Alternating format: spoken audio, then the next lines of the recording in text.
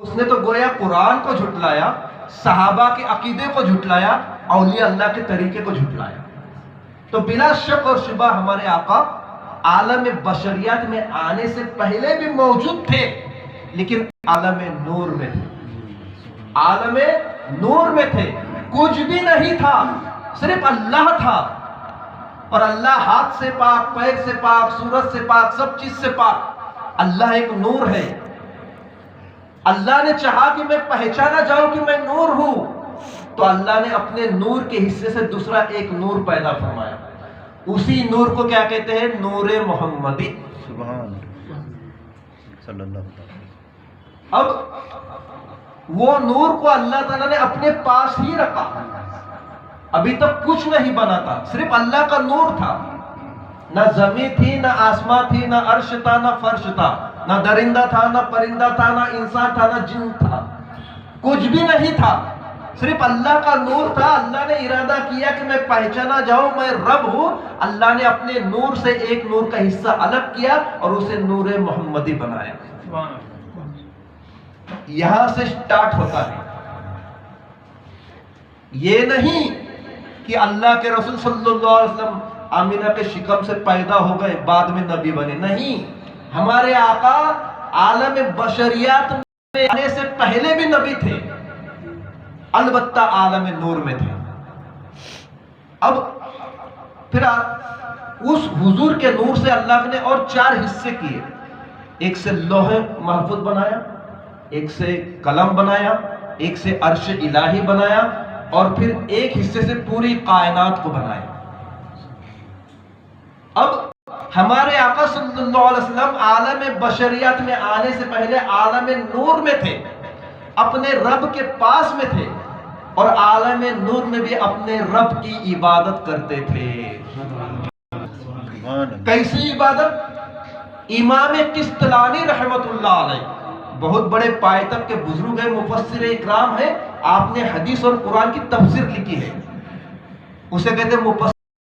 جو حدیث اور قرآن کی تفسیر لکھے اسے کہتے ہیں مفسر۔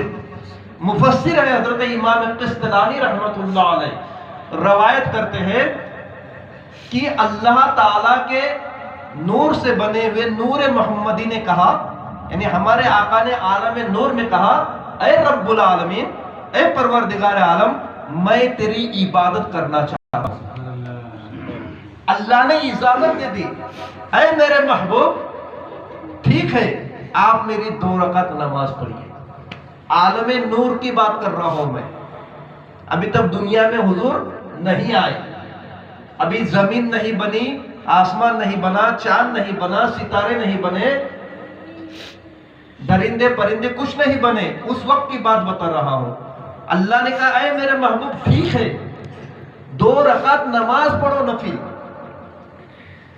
اس عالم نور نے اللہ تعالیٰ کی 2 رکعت نفل نماز پڑھی۔ کیسی پڑھی؟ آپ حیران و پریشان ہو جائیں گے کہ یہ نور قیام میں کھڑا رہا۔ قیام نماز میں جو خالی سے قیام کہتے ہیں، 1000 سال۔ سبحان اللہ، سبحان اللہ۔ 1000 سال کے بعد اس نور نے رکوع کیا۔ کتنے؟ 1000۔